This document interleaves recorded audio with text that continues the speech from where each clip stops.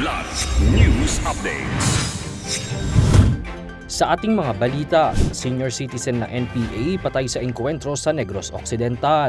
Dating Senador Trillanes, sinampahan ng kaso sina Paulo Duterte, dating Bureau of Customs Chief Nicanor Faldon at iba pa sa DOJ. Medical Cannabis Act lusot na sa third and final reading ng House of Representatives.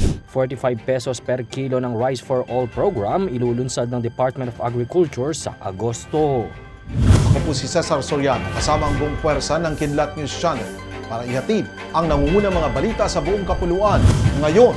Patay ang isang 64 anyos na miyembro ng New People's Army o NPA sa engkwentro sa Barangay Basak, Kawayan, Negros Occidental. Sa report ng 3rd Infantry Division, si Ramon Enseñales na may mga alias na Art at Bugtong ay isang remnant ng dismantled Southwest Front. Namatay siya sa gitna ng 2 minutong bakbakan sa pagitan ng mga tropa ng 15th Infantry Battalion at 5 rebeldeng NPA. Iniwan ang bangkay ni Enseñales ng kanyang mga kasamahan sa pinangyarihan ng engkwentro matapos silang tumakas. Na-recover ng mga tropa sa area ang isang 12-gauge shotgun, 2 granada at ilang pang mga dokumento na may high intelligence value. Nagsampa ng kaso ngayong araw si dating Senator Antonio Trillanes IV sa Department of Justice sa DOJ laban kina Davao City Representative Paulo Duterte, dating DOC Commissioner Nicanor Faldon, asawa ni VP Sara Duterte na si Attorney Manases Carpio at 7 iba pa sa pagkakadawit ng mga ito sa 6.4 billion pesos na shabu shipment sa bansa noong 2017. Ayon kay Trillanes, nagsabuatan umano ang mga ito para mailusot ang droga sa bansa na dumating sa Manila International Container Port noong May 2017 at saka nakumpiska sa isang warehouse sa Valenzuela City. Hiling naman ng dating senador na maimbestigahang mabuti ng DOJ ang mga personalidad na ito sa kanilang pananagutan sa naturang iligal na aktibidad.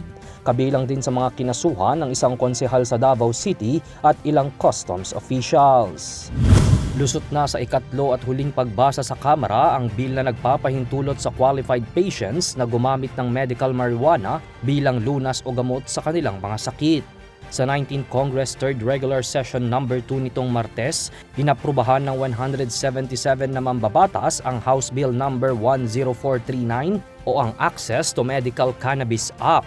9 naman na mambabatas ang hindi nag-aproba sa panukala habang 9 din ang bumotong abstain. Kung sakaling maipasa, mabubuo ang Medical Cannabis Office o MCO sa ilalim ng Department of Health na siyang mangangasiwa sa regulasyon at monitoring ng paggamit nito. Ikinatuwa naman ito ng main author ng nasabing bill na si House Deputy Speaker at Isabela 1st District Representative Antonio Albano sa suportang ibinigay ng kanyang mga kasamahan. Anya, malaking tulong ito sa mga nangangailangang pasyente, pangunahin na sa may sakit na epilepsy, inflammatory bowel disease, chronic pain at iba pa.